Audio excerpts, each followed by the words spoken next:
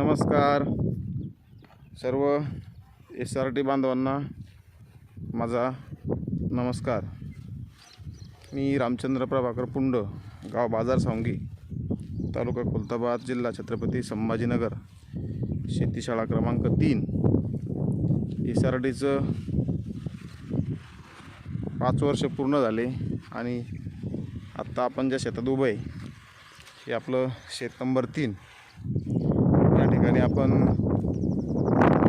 कापूस आणि मूग या 2 पिकाची लागवड केलेली आहे। कापसाबरोबर साधारणतः 60 ते 70 दिवसांमध्ये येणारं आंतरपीक म्हणून मुगाची आपण लागवड केलेली आहे। कारण की यावर्षी अल निनोचं वर्ष आहे आणि कमी पर्जन्यमान कमी पाऊस असल्यामुळं कापसाबरोबर आंतरपीक काहीतरी आलं पाहिजे आणि आपला खर्चामध्ये बचत झाली पाहिजे।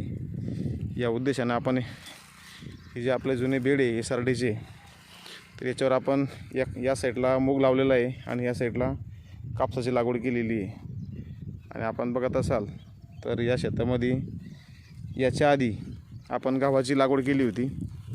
गव्हाचं उत्पन्न आपण या ठिकाणी काढलेलं आहे। साधारणतः 10 किलो बियाला 13 गोण्या गव्हाच्या आपण या ठिकाणी उत्पादन घेतलेलं आहे। आणि गहू हार्वेस्ट आल्यानंतर हा जो गव्हाचा बायोमास आहे हा आहे तसाच आपण जागेला ठेवला होता आणि डायरेक्ट पहिला पाऊस पडला आणि त्यानंतर आपण या ठिकाणी कापसाची लागवड टोकन पद्धतीने केलेली आहे।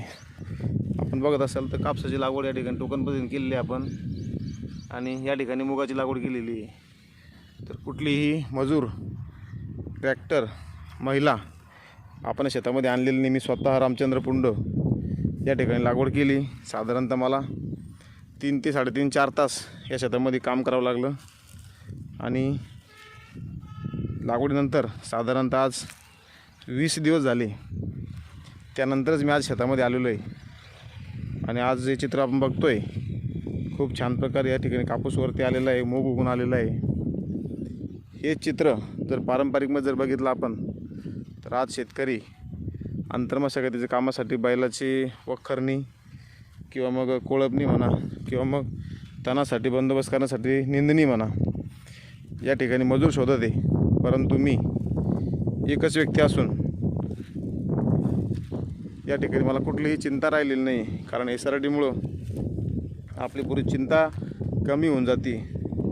जसं आपलं SRTचं ब्रीदवाक्य आहे, चिंता रोग गेला, ही चिंता जाण्याचं काम SRTने केलेलं आहे आणि शेतकऱ्याला आनंदी करण्याचं काम SRTने केलेलं आहे। बघत असाल तर कापूस हा सुंदरपैकी असा कापूस या ठिकाणी वरती आलेला आहे आणि मूगही चांगला आलेला आहे आणि बायोमास हा जसा तसा पडलेला आहे। जेव्हा आता या ठिकाणी बऱ्यापैकी तणवरती येईल त्या ठिकाणी तणनाशक मारून आपण तणांचा बंदोबस्त करणार आहे। कुठलीही चिंता करायचं काम नाही आहे। हे सगळं बायोमास असा प्रचंड बायोमास या ठिकाणी पडलेला आहे। यामुळं काय होणार आहे, यदा कदाचित एखादा पावसाचा जर मोठा खंड जरी पडला तरी आपलं पीक हे पाण्यासाठी हे करणार नाही। त्यामुळं तणांचं आच्छादन किंवा मग बायोमासचा जो फायदा आपल्याला मिळतो तर खूप कमी पाणी आपल्या पिकाला लागतं। आणि अशा परिस्थितीमध्ये जर आपण समजा कापसासारखी पिकं, मुगासारखी पिकं घेतली, खूप चांगला त्याचा फायदा आपल्याला या ठिकाणी बघायला मिळतो। हा सगळा बायोमास आपण या ठिकाणी बघू शकता, प्रचंड प्रमाणात बायोमास पडलेला आहे। खूप सारा गावाचा बायोमास पडलेला आहे, चालताना पूर्ण त्याची गादी तयार झालेली, इतका हा प्रचंड बायोमास आपला या शेतामध्ये पडलेला आहे। आणि कुठलीही भीती आपल्याला बाळगायचं कारण नाही आहे, कारण की SRT पीक पद्धतीमध्ये हे सर्व तणांची भीती आपल्या मनातून निघून जाते आणि शेतकरी हा नक्कीच आनंदी होतो। तर नवीन SRT करणाऱ्या शेतकऱ्यांना खूप खूप शुभेच्छा आणि त्यांनी ही SRT चांगल्या पद्धतीने, उत्कृष्ट पद्धतीने करून दाखवावी आणि SRTने सर्व शेतकरी आनंदी आपण करूयात। आणि हे असंच एक महान कार्य दादांनी जे हातात घेतलेलं आहे, आपला एक उद्देश आहे, जो शेवटचा शेतकरी आहे तो आपल्याला आनंदी झालेला पाहायचा आहे। जसे मी आनंदी झालो, आपण आनंदी झाला, तसे हा शेवटचा जो शेतकरी तो आनंदी व्हायला पाहिजे आणि त्याचंही दुःख कमी झालं पाहिजे, त्याचा शेतकरी होणारा खर्च हा कमी झाला पाहिजे। हा आपला सगळ्यांचा उद्देश आहे आणि याच उद्देशाला SRTनं हा उद्देश पूर्ण केलेला आहे आणि आजचे चित्र उभं आहे आज महाराष्ट्रामध्ये किंवा महाराष्ट्राच्या बाहेर खूप सारे शेतकरी आनंदी झालेले आणि SRTमुळे त्यांची पैशाची बचत झालेली आहे, खर्चाची बचत झालेली, वेळेची बचत झालेली आहे. तर असं आज एकंदरीत चित्र आहे आमच्या शेताचं. आज शेताला फेरफटका मारत असताना आज कापूस लावल्यानंतर आजच मी शेतामध्ये आलेलो आहे. म्हणजे विचार करायची गोष्ट आहे, हे चित्र जर पारंपरिकमध्ये असतं तर आज शेतकऱ्याला किती मोठी चिंता असते.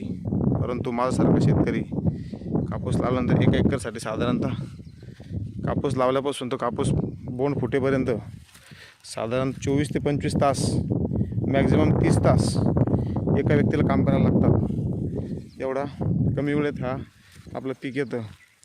ते सगळं प्रमाणबद्ध आणि सिद्ध झालेली गोष्टी आहे. हा असा छानपैकी ऊस आहे आपला पहिल्या वर्षी. अजून ह्या ऊसाला कुठलाही खताचा दाना आपण टाकलेला नाही. बिना खताचा एकही खत आपण या ऊसाला लागवडी सुरुवातीला म्हणा आजपर्यंत आपण टाकलेला नाही आहे. पूर्णपणे बिना खताचा आपण हा ऊस या ठिकाणी जो दिसतोय आपल्याला एकही दाना अजून खताचा नाही आहे. बघूया आपण काय आपल्या समोर निष्पन्न होतं.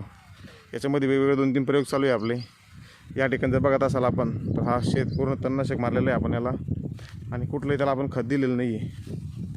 दुसरा जो प्रयोग आहे आपला या ठिकाणी तर यालाही थोडी पाण्याची कमतरता असल्यामुळं याला आपण खत पण देऊ शकत नव्हतो. तर इथं पण आपण तणनाशक मारलेलं थोडं हा हाईटला कमी झालेलं आहे पाणी कमी असल्यामुळं. आणि आजही आपल्या शेतामध्ये काही ठिकाणी तणनाशक मारलेलं नाही आहे. प्रचंड प्रमाणात तण झालेलं आहे आणि ते आपण पहिल्यांदा सुरुवातीला तण कापून घेतलं होतं आणि पुन्हा बऱ्यापैकी तण हे वाढू दिलेलं आहे आपण या ठिकाणी. हे आपण जाणून बुजून वाढू दिलेलं आहे जेणेकरून आपल्याला काही प्रयोग करता येईल आणि त्याच्यातून आपल्याला चांगली माहिती समोर येईल. या अशा पद्धतीनं आपण ऊस आहे आणि या ठिकाणी तणांचं जर आच्छादन बघितलं आपण गुडघ्याच्या वरती आपले तण झालेले आहे. आता या तणाला आपण कंट्रोल करणार आहे आणि हा ऊस डेव्हलप करणार आहे. असे छोटे छोटे प्रयोग आपण करत राहतो मंडळी.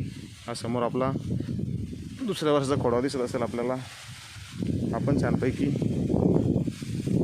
आता हे झालेलं आहे.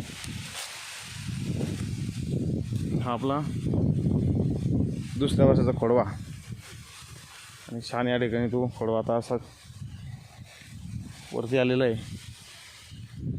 असे तण प्रचंड प्रमाणात तणांचा असं इथं तणांचा बाजार भरलेला आहे असंच म्हणता येईल. हा आपला दुसऱ्या वर्षाचा खोडवा.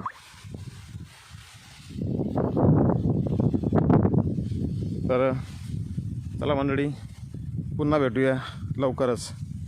जय SRT, जय सगुणेश्वर.